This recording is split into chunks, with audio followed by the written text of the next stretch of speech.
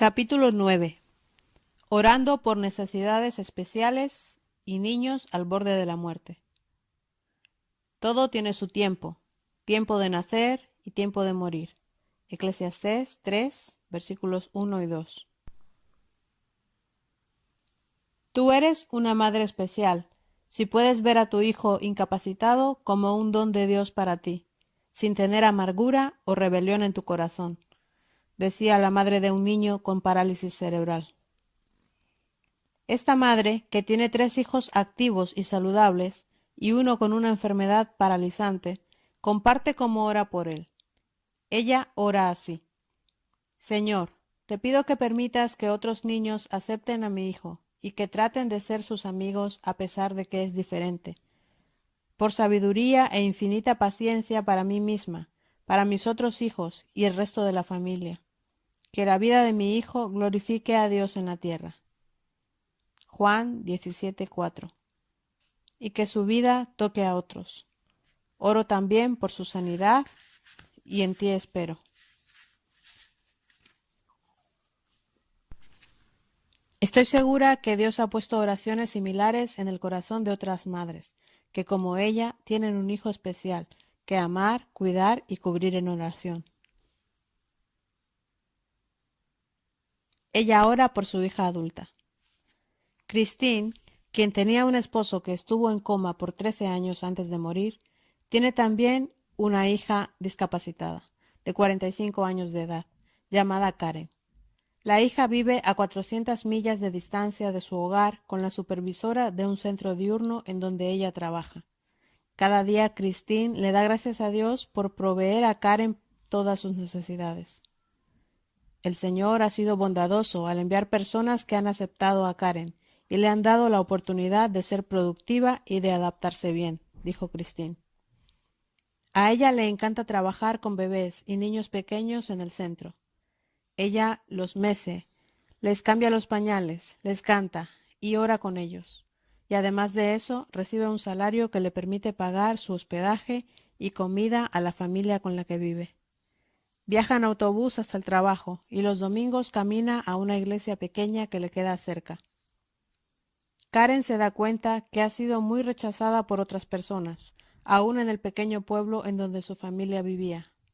Pero sabe que Jesús nunca la rechaza. Christine le ha enseñado esa verdad. Esta joven le habla a Jesús acerca de todo, y él le dice, ¿qué hacer?, decía Christine.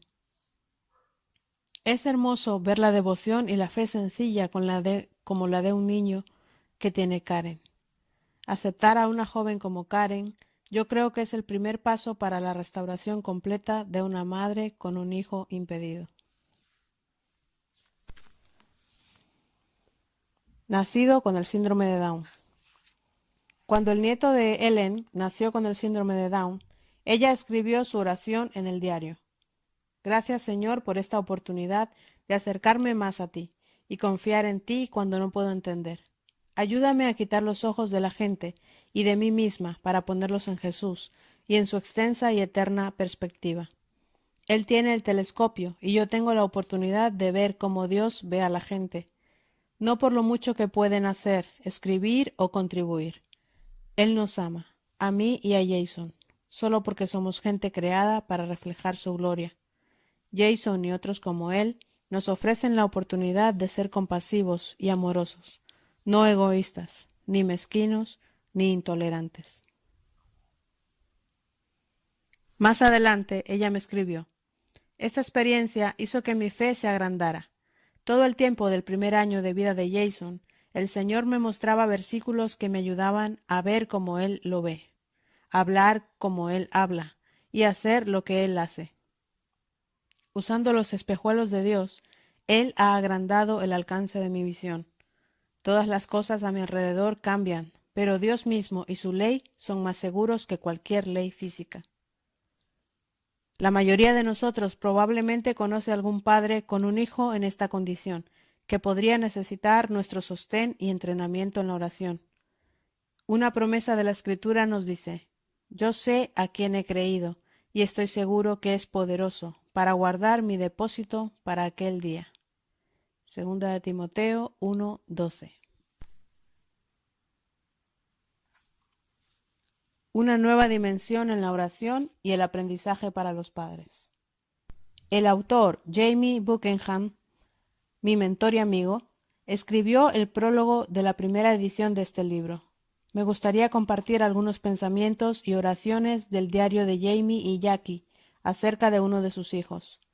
Jamie marchó a recibir su recompensa celestial en el 1992, pero el hijo del cual él escribe está muy bien. Cuando nos dimos cuenta que uno de nuestros 4 hijos tenía un impedimento en la lectura, ya había completado su primer año escolar, y obviamente algo no andaba bien.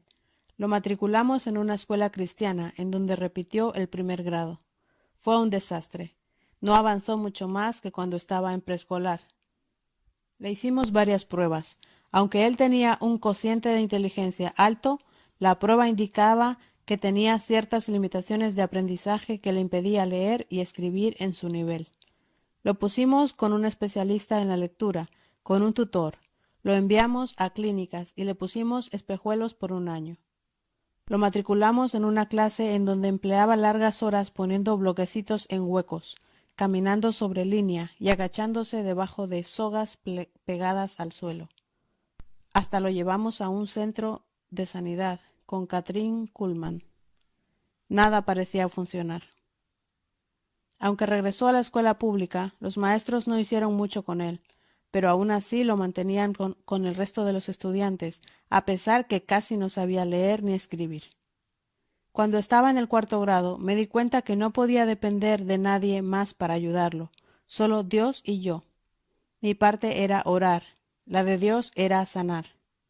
Gradualmente entendía que aunque Dios podía sanarlo instantáneamente, Él tenía otro plan. Él quería enseñarme cómo orar por mi hijo, y quería que mi hijo recibiera mi amor y apreciara mis oraciones. Por los próximos 10 años nunca desperdicié una noche. Si yo estaba en la casa, oyendo a dormir o sentado al borde de la cama, hablaba y oraba con él. El hablar con él era muy importante. Yo quise que supiera que a pesar que tenía un impedimento, su mamá, sus hermanos y yo nos sentíamos orgullosos de él. No le echamos la culpa por su problema, ni lo veíamos diferente a los demás. A nuestros ojos era simplemente nuestro hijo. Si tenía un mal día, lo alentaba. Quería que supiera que era amado y que lo necesitábamos en nuestra familia. Yo quería que sus últimos pensamientos antes de dormir fueran pensamientos positivos. Pero estoy convencido que aunque el aliento paternal lo mantenía socialmente bien adaptado y lo hacía sentir profundamente amado por la familia, fue la oración la que le trajo sanidad. Él terminó la escuela secundaria gracias a un excelente profesor que lo puso en un proyecto especial para que se pudiera graduar. Aunque estaba en un nivel de 4º grado en la lectura, 2 años después se me acercó y me dijo: «Papá, siempre seré un obrero común, a menos que vaya a la universidad como mis otros hermanos. Por eso quiero entrar en la Universidad de Agronomía y aprender a trabajar con los animales». De nuevo lo alentamos, aunque todo parecía en su contra. En esa ocasión mi esposa y yo oramos por él en su ausencia, mientras él se mantenía batallando junto a su fiel esposa para entender todos aquellos textos de horticultura, anatomía de animales y administración de fincas. Pero perseveró, y Dios contestó nuestras oraciones. Cuando se graduó, ya estaba leyendo a un nivel universitario. Pronto consiguió un trabajo como supervisor de un rancho, responsable por animales que valían miles de dólares cada uno. ¿Orgulloso de nuestro hijo? Seguro que sí. Pero sobre todo, Jackie y yo estamos agradecidos a un Dios fiel que contesta las oraciones de los padres por sus hijos. Hoy, de acuerdo a Jackie, su hijo tiene su propia compañía de irrigación y supervisa una finca de caballos. Dios contesta fielmente las oraciones de los padres, quizás no en la forma que piensan, pero en su forma y en su tiempo.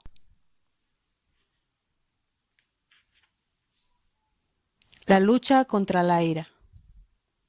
Corinne es la esposa de un ingeniero que ha sufrido muchas decepciones con sus 7 hijos, desde enfermedad mental hasta drogas y ocultismo.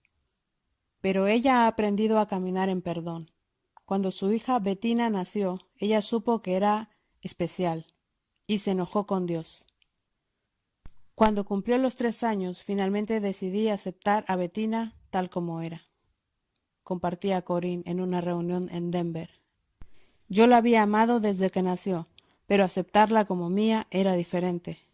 Finalmente perdoné a Dios por mi decepción con él. Perdoné a Bettina por decepcionarme y la acepté como mi propia hija.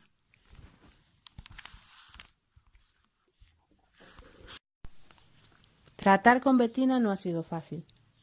Ella tiene el cuerpo de una adulta, pero la mente de una niña. Actualmente ella está obsesionada con casarse. Su hermana menor está planeando casarse y Bettina se pasa el tiempo obsesionada con un joven guapo que vive cerca. Cuando lo vio con su novia, tuvo una rabieta de celos y rompió la ventana del frente de la casa del joven.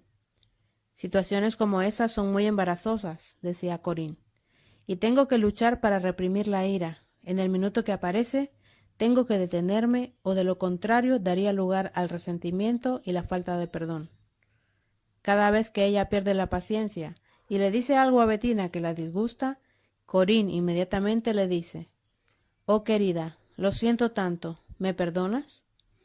A veces Bettina le dice: «No, hoy no te perdono». «Pero Bettina, si amas a tu mamá, tienes que perdonarla», le responde Corinne. «Recuerda que Jesús nos pide que tú me perdones y que yo te perdone. No podemos hacer nada hasta que hayamos perdonado. Así es que vamos a sentarnos, a tomar una taza de té y perdonarnos. ¿De acuerdo?». Suena muy fácil, pero no lo es. A veces Bettina pelea por horas. «No, mamá, no te perdonaré». Una y otra vez Corinne ora por paciencia, sabiendo que debe dar ejemplo para su hija especial. Dios tiene un propósito para Bettina y Corinne confía que Dios se glorificará en su vida. Ella está tratando de enseñarle a Bettina que casarse no es la medida para el éxito en la vida. Bettina ama al Señor y tiene una relación personal con Él. Y yo solo quiero que ella vea que nadie la ama como Él, me decía ella. Tengo 5 hijos y 2 hijas, y creo que Dios usará a cada uno de ellos como lo hizo con los panes y los peces, para alimentar a multitudes. Ahora mismo algunos de ellos están en el proceso de ser partidos. Si hay una declaración que he escuchado de cada padre que comparte su dolor y decepción por tener un hijo retardado mental, es esta: tengo que caminar en perdón diariamente. Recibiendo una palabra de Dios. ¿Cómo escoger entre ayudar a un hijo a vivir y finalmente entregarlo a la muerte? ¿Cuándo debemos cruzar la línea final entre esas dos alternativas? Una madre prefirió ayudar a su hija Lisa, de 13 años, a pelear por la vida, porque ella sintió que Dios quería que lo hiciera. Cuando los dolores de cabeza de Lisa probaron ser producto de una enfermedad terminal, su madre simplemente no aceptó el diagnóstico del doctor de que la niña tenía muy poca posibilidad de vivir. Ellos me dijeron lo que sabían en lo natural, pero en mi corazón yo tenía una palabra de Dios. Durante el día, Maureen se quedaba muy cerca del hospital donde estaba Lisa, leyendo porciones bíblicas en voz alta para alentarla. Una y otra vez ella le repetía a Lisa cuánto la amaba. Aunque Lisa se encontraba casi en coma, su madre le contaba de las actividades de la familia como si Lisa pudiera entender cada palabra. Lo último que supe de esta familia es que Lisa todavía vive y su madre se mantiene alentándola con sus oraciones.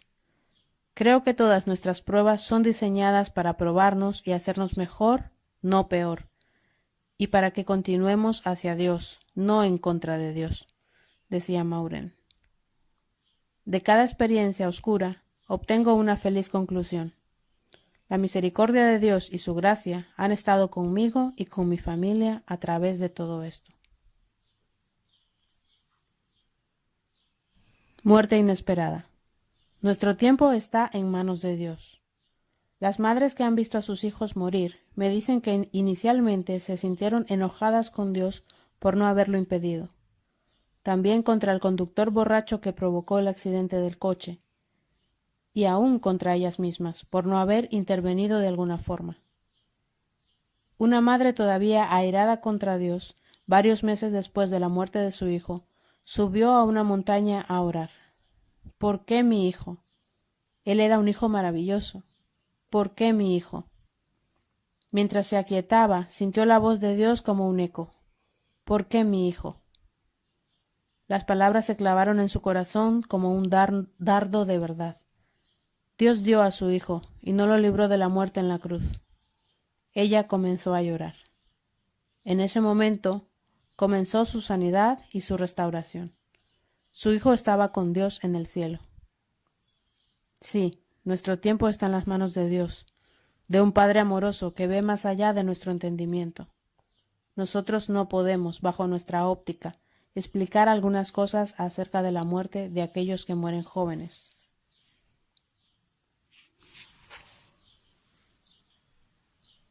Su vida fue importante.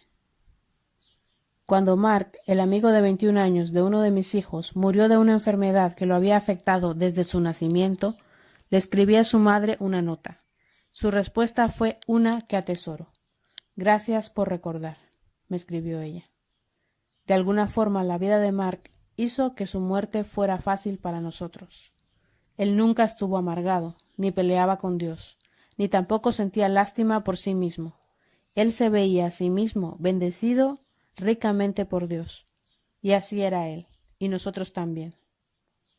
Mi compañera de oración, Carol, perdió a su hijo de 14 años antes de conocerla. Después de todo, ella llamó a todos los pastores de su pequeña comunidad para que anunciaran el domingo, desde el púlpito, la muerte de su hijo. Ella les pidió que leyeran este mensaje. Nada de lo que le dimos a Hal, educación, bienes, materiales, aún nuestro amor, nada fue importante, excepto que tenía a Jesús y la vida eterna.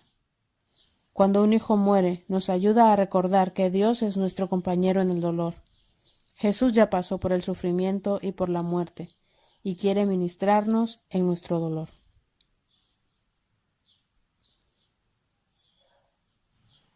Cuando la muerte es inminente, debemos pedir a Dios discernimiento para saber si Él va a sanar a una persona crónicamente enferma o si la muerte es inminente. El apóstol Pedro escribió: sabiendo que en breve he de abandonar el cuerpo, como el Señor Jesucristo me ha declarado. Segunda de Pedro 1:14. En nuestra cultura casi nunca le hablamos a los enfermos terminales acerca de la muerte, y menos a los niños. Pero si sabemos que la muerte está cerca, ¿no estamos siendo injustos con el paciente al no hablarle del asunto?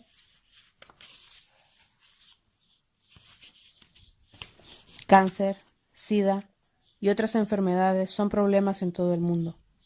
No podemos asumir en forma piadosa que cada niño y cada adulto va a ser sanado. Sí, por supuesto oramos por sanidad, pero también tratando de llevar a nuestros hijos al Señor si no son salvos. En la economía de Dios, la salvación es más importante que la sanidad. Mi compañera de oración, Fran, es enfermera y terapeuta física, que ha trabajado con muchos pacientes terminales. Mark, su hijo de 29 años, casi muere debido a un caso agudo de la enfermedad Hodgkin hace algunos años. Fran sabe por experiencia propia lo que significa enfrentarse a la pérdida de un hijo. Debemos recordar a nuestros hijos que cada uno de nosotros nos enfrentaremos con la muerte en algún momento, me dijo ella, recordando el tiempo de agonía que atravesó al entregar a Mark a Dios para que se cumpliera su voluntad. No se nos ha prometido que estaremos aquí cuando Jesús regrese. Yo decidí que tenía que preparar a Mark para la muerte o para la sanidad. Estamos muy agradecidos porque fue sanado. De su experiencia tratando con enfermos terminales, Fran dice que como cristianos debemos hacer dos cosas: estar seguros que el paciente haya aceptado a Jesús como su Salvador y dejar de fingir que la persona no se está muriendo. En su lugar, debes ayudarlo a tratar con el miedo a la muerte, que es común en todos nosotros, me dijo ella. Puedes hacer eso orando por paz y asegurándole que estar ausentes en el cuerpo es estar presentes con el Señor. 2 Corintios 5:8. Debemos ser amorosos, bondadosos y sensibles al Espíritu Santo en lo que decimos. Ella aconseja hablar con el Hijo y que se le enseñe acerca de nuestro ser, explicándoles que Él es Espíritu, tiene un alma y vive en un cuerpo, que el Espíritu que vive en Él vivirá eternamente con el Señor, si es que lo conoce, y si no lo conoce, pasará la eternidad en angustia y oscuridad. Fran da una ilustración que le ha ayudado a hablar con una amiga que estaba a punto de morir. Ella sugiere que la madre de un niño puede adaptarla de esta forma. ¿Recuerdas cuando enviamos un regalo especial a la abuela el año pasado? Lo seleccionamos, lo envolvimos con cinta adhesiva para enviarla por correo. Afuera le pusimos nuestra dirección y la dirección de la abuela. Lo llevamos a la oficina de correo, pagamos por las estampillas y se lo dimos a la persona encargada. Él le puso un sello y lo puso aparte para ser enviado a la abuela. Tú eres ese regalo especial. Jesús te compró y te dio vida eterna. Te selló con el Espíritu Santo. Como el paquete esperando en la oficina de correos, tú estás esperando para ser enviado al Padre en el cielo. No sabemos cuándo Él te mandará a buscar, pero finalmente un ángel te llevará a donde Él está. Estaremos separados por un poco de tiempo, pero papá y yo iremos después, porque Jesús también nos compró y nos está preparando para enviarnos al Padre. ¿Recuerdas a tu amigo que murió? Tú lo verás, y a otros también, pero al que reconocerás mejor será a Jesús. Jesús dejó el cielo, vino a la tierra a vivir, y murió por nosotros para que fuéramos perdonados y hechos puros como Él es. Él regresó al cielo para preparar un lugar maravilloso para ti y para mí y para todos los que le aman. Yo voy a sentarme aquí y voy a agarrar tu mano hasta que Jesús te mande a buscar. Entonces pondré tu mano en la suya y de ahí en adelante Él te llevará para estar con Él. Fran dice que es un grave error permitir que los niños piensen que la vida en la tierra es todo. Debemos enseñarles acerca del cielo y que vivir en la tierra es solo una pequeña etapa de preparación para la vida en el cielo.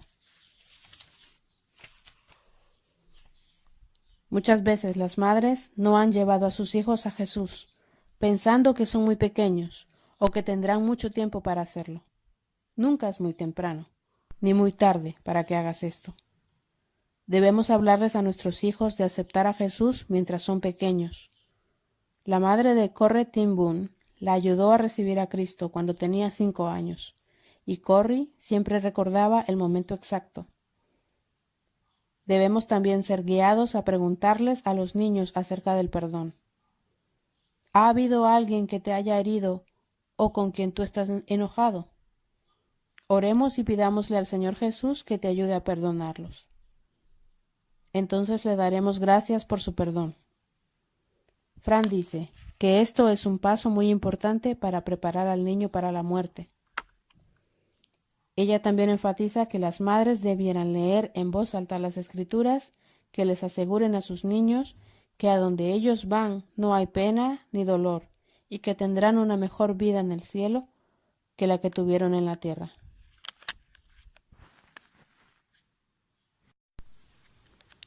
La sanidad, la salud y el cielo. Pablo nos alienta a través de Romanos 14:8 cuando dice: Pues si vivimos, para el Señor vivimos, y si morimos, para el Señor morimos. Así pues, sea que vivamos o que muramos, del Señor somos.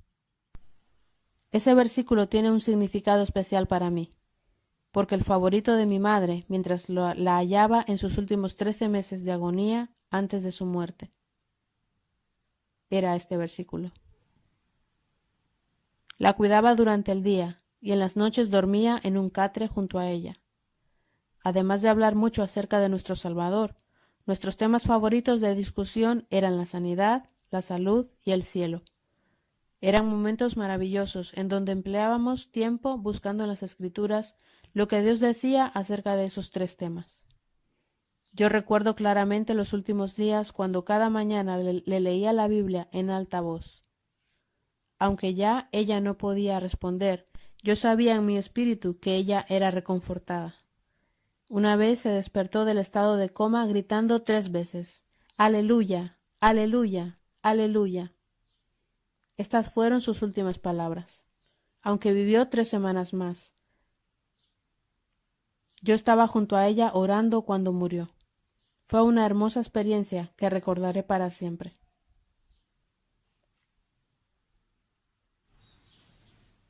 Escrituras para compartir con los que están al borde de la muerte.